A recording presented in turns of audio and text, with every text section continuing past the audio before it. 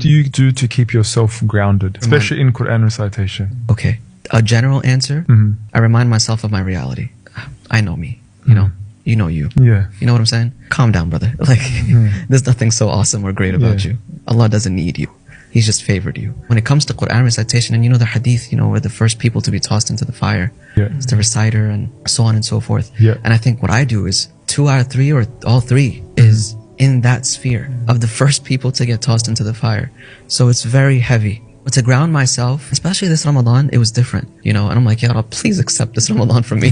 One thing I like to do, especially before I go up to pray, to lead salah, or even go on stage to recite Quran, is, it depends on what I'm feeling, but I say things to myself. One of those things is, oh Allah, for your sake, for your pleasure. For your sake, for your pleasure. Not anyone here, not anyone watching. For your sake, for your pleasure. You're my only audience. As long as you like it, I'm happy. Things of that nature. Like, I'll say that to myself over and over again. When I left the hotel this morning, I said, Ya Rabbi, I'm leaving with the intention to serve you today and call people to you, not to call people to me. I'm not doing this because I want my face shown.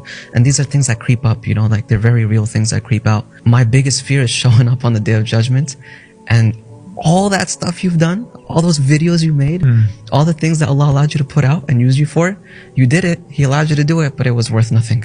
That's my biggest fear. That's my biggest fear. Imagine being bankrupt for all this work on the Day of Judgment. The potential loss is too great for me to be obsessed with myself. You know, some of the scholars of the past, they used to actually discount their entire record of public good deeds. They wouldn't even consider public good deeds within their bank account just to be safe. They go, Ya Allah, you know, just because it's so easy to just slip and fall, you know, as content creators, with people that have their faces out there, and I actually get annoyed seeing my face sometimes on the screen. But at the same time, it's just like, you got to keep yourself grounded. You got to just ask Allah subhanahu wa ta'ala to accept.